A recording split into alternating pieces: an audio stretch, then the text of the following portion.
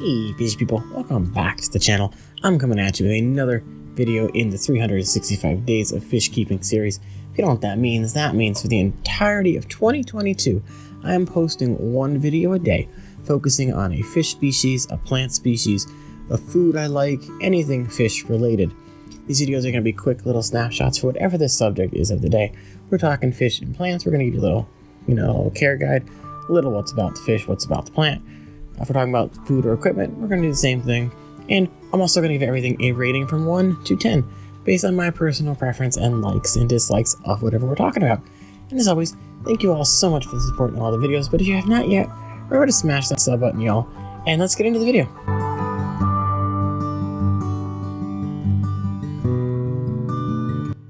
For this video, I want to look at a fish in the hobby that I feel is an extremely underrated fish as far as nanofish go.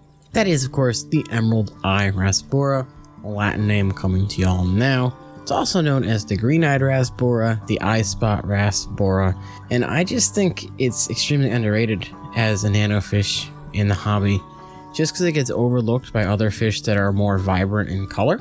So this fish is a beautiful schooling fish, has an elongated body with a prominent dorsal fin. This fin is going to be, yellowish tint and often has a large black dot in the middle of it. The rest of their body is this like silvery, transparent body, but the whole thing has a nice iridescence to it. And it just has like this glistening effect in there, look more emerald with this, shine to them. So they can grow to about 2 inches and they will school up nice and tight, which is one of the things I love about these fish. So they're native to Thailand, Malaysia, and other Asian nations. They live in black water swamps and rivers, so places with a lot of peat or other things that have fallen into the water that make it extremely soft and very acidic. Some of the areas where they've been captured have gone to be known as low as 4.0 pH-wise. Though wild-caught fish are actually extremely rare to find these days because most of the time they're being commercially bred around the world. So basically when you're going to buy these at the store, they're going to be commercially raised and not wild. Since they're a nanofish, they're only going to max out around 2 inches, though mine have stayed about 1.5 inches to 1 3/4 inches, which is going to make them perfect for your smaller sized aquariums.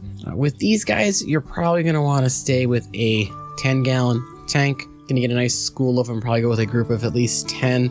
The fish will do really well in this setting. They're a peaceful fish, so you can pretty much put them with anything that'll survive in the same water conditions as them.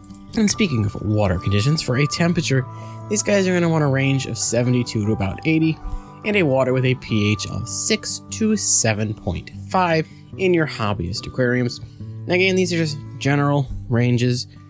People have most likely kept them in higher or lower temps for water-wise and pH. They have a lifespan of about 4 to 6 years, but of course, this is going to depend entirely on water quality they're kept in and the quality of the food they are given. I would say they're a relatively easy fish for beginner hobbyists, and will even be a great addition to community tanks and for the experienced hobbyists as well. Especially as a species-only tank, might be kind of cool to get some like red plants and have these guys swimming around in the tank. They'll do well in a heavily planted tank with lots of driftwoods and other botanicals in the water. Food-wise, they're not really picky. They'll eat most flake foods, pellets, and freeze-dried. Personally, I feed them a combination of Extreme Crave, Extreme Nano, and then Hikari's like entire freeze-dried line. So bloodworms, Daphnia, tube fix worms, brine shrimp, spirulina brine, they love it all. So overall, these fish will make a wonderful addition to community tanks, nano tanks, really any size aquarium where you want to add a nice tight schooling fish.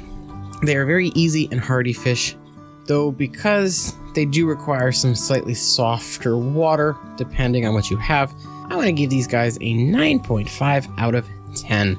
As always, thank you all so much for the support on all the videos. Remember to hit that like button, leave a comment down below if you have not, and of course if you're new here and enjoyed what you heard, please think about hitting that sub button as well. Thank you again, and I will see you guys in the next one.